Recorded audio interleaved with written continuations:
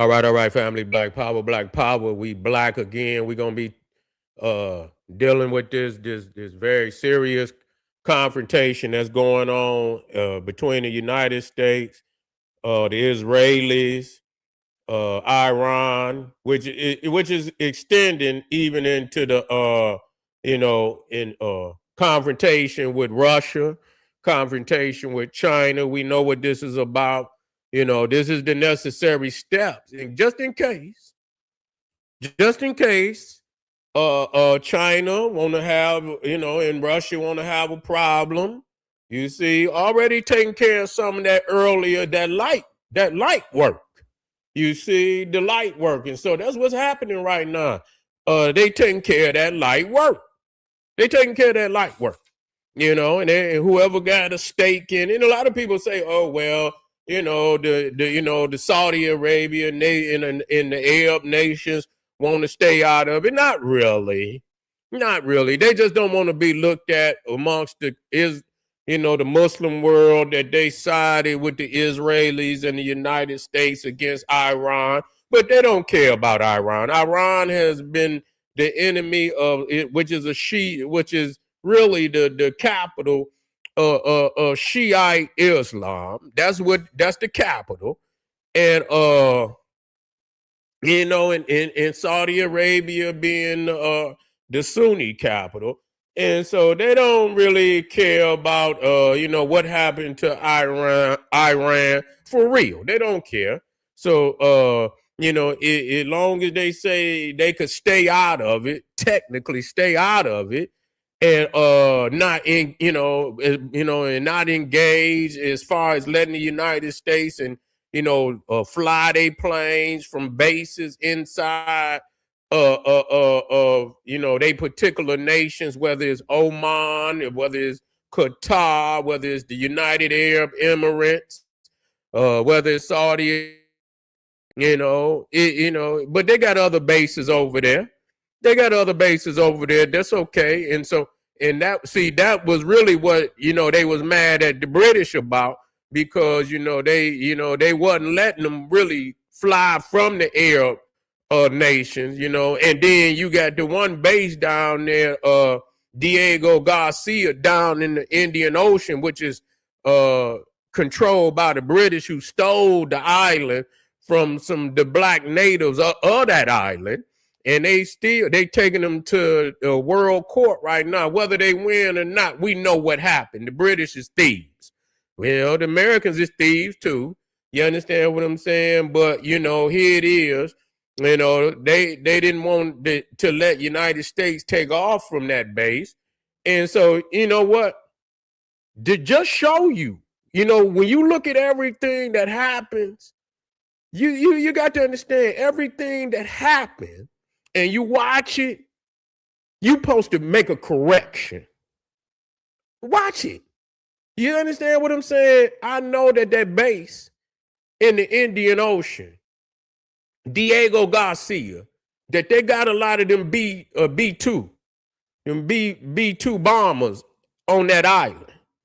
So if it come down to the get down, and the British say you can't take off from that island, and you got all your planes, and it's time to get down for real.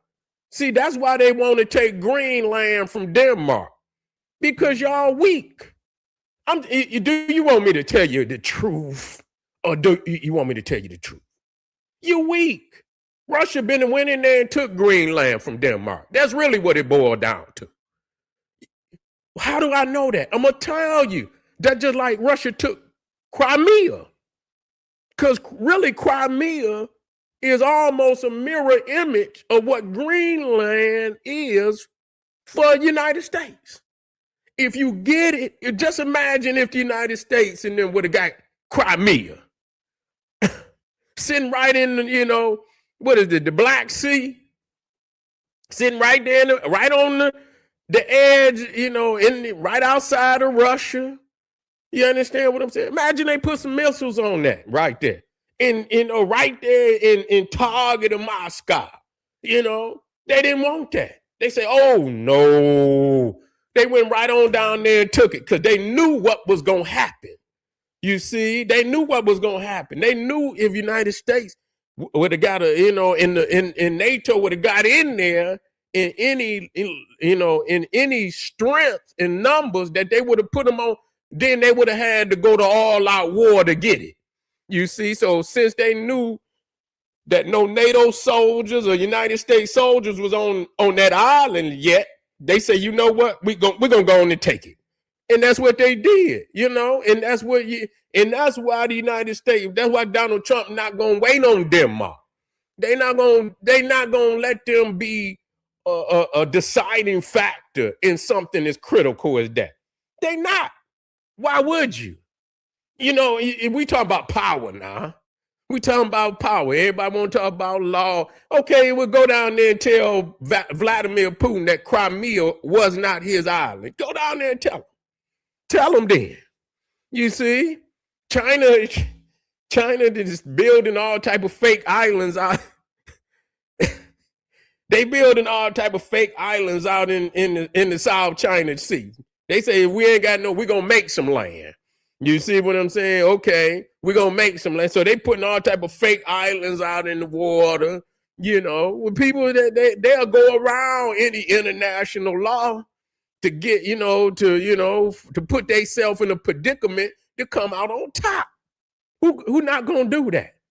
You see? And so the United States saying, you know what, Iran is necessary. You see that they were supposed to be building this rail, this, trains, and that's gonna go from China to Iran. Yeah, you think that's gonna happen? You think that's gonna happen? You think they're gonna let you? Because Iran is number 3 as far as oil reserves. We're gonna talk about that a little later. As far as oil reserves, you got Venezuela number 1. You got Saudi Arabia number 2. You got Iran number 3, and I believe Canada is somewhere in there. They either 4 or 5. You see, and so when you know that, you see why United States is talking to Canada. Like it ain't gonna be hard for them to fall in. It's not going to be hard for them to fall in, because Canada realizing that Britain is not the big dog no more. You see, Britain is not the big dog no more. United States is the big dog. And so they understand that. They got all type of petty files in the royal family. They about to dissolve them. They about to dissolve the royal family, British family over there, because y'all, running rampant with all type of petty files and yeah. So that's all that is. That's all that is. So that's so Canada, Australia, I don't know, them two coming in. In Australia, gonna side with the United States because they know China is down there, doing operations around Australia. So they already got treaties with the United States to build Australia up. So they're not about to go against the United States. You see, they're not about to go against the United States. So they're going to side with the U.S. over Britain. Britain has then put itself in which they're going to come out of because they're going to get rid of him. They don't want to be in a predicament like that. They're going to come back and get in good grace with the United States. They're going to get back in good grace with the United States and move forward because it looked really silly that all the other, Canada, Australia, United States is in harmony, and you the only one outside of the coalition that's going, and you can't depend on France. They ain't nobody. They just like Britain.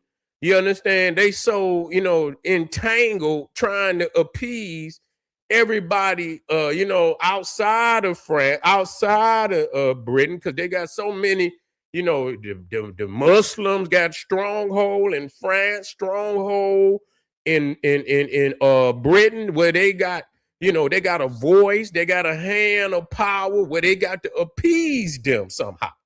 They have to appease them. So when it's time to go to they try to find a negotiating factor, not understanding that Iran is an imperialist power. You see, they was the big dog at one time, and when you've been the big dog, you want to get back to the number one spot, and it don't matter if it's 100. Look how long China was out of the number one spot. You see what I'm saying? China was number one, then it fell into with shit. And I'm gonna talk about some things, man. Matter of fact, let me put that down there. I'm gonna talk about that later. What China is really trying to do, uh, uh, uh, uh, what they trying to do covertly. You see, only with the general now. You let me write that down. We'll talk about that. We'll talk about that a little later. What they trying to do covertly against the United States, other forms of warfare. But China had fell out of the number one spot. How long? Now they trying to get back to the number one spot. Okay, how long has it been since China been the number one nation? It's been some hundreds and hundreds of years, but now they back into the, where they number two. They number two. That's really where they at. They number two. It ain't as, a strong number two neither. You see, people give them more credit than what they deserve. But you see, and this is showing because they knocking off, they took Venezuela from them. They're gonna take Iran from them. They're gonna take it. Is no sense if you going, and I'm saying this because not that I'm in agreement with it. I know the predicament of all these nations vying for power. So I know what it's gonna take for each one of them to get into power. If you attack Iran, you might as well bring them to their knees. Because if you do not bring them to their knees, they're going to be more of a threat than when you first attacked them. Because now they got a vendetta coursing through their veins. You see what I'm saying? And they're gonna be willing to do anything that they can to hurt you and hurt you in a major way. If you do them like that, just a little pinprick, that ain't gonna be nothing. You see what I'm saying? They're gonna try to do something so devastating, and it's gonna be on some covert level stuff. So that's just an ongoing war that's going, it's never going to end, unless it's going to have to be just a total removal of one regime or the other. You see, it's going to have to be a total, it's going to be one, it's going to be, it's going to have to be the removal of one regime or the total removal. You see what I'm saying? So you're going to be in there, anybody connected to that regime in Iran, you're going to have to, and as wicked as that sound, but that's what they say. You cut off the head of the snake will die. That's what it say. So they say that's where they're going to start. They're going to cut off the head of the snake. They're going to knock off all the leaders that was a part of that regime and make sure that nobody else get empowered connected to that regime. That's what they saying. Nobody else that was a part of that regime will get him. You're already on the list, and you will be knocked off. So they go continue to knock off till nobody in that regime want power, and then whoever want to get in power, they're gonna make sure they point out the rest of where they at, where they hiding at. That's what they're gonna come to understand. Where they ain't getting back in power, we'll get in power, and we gonna do what's necessary to keep this warfare off the people.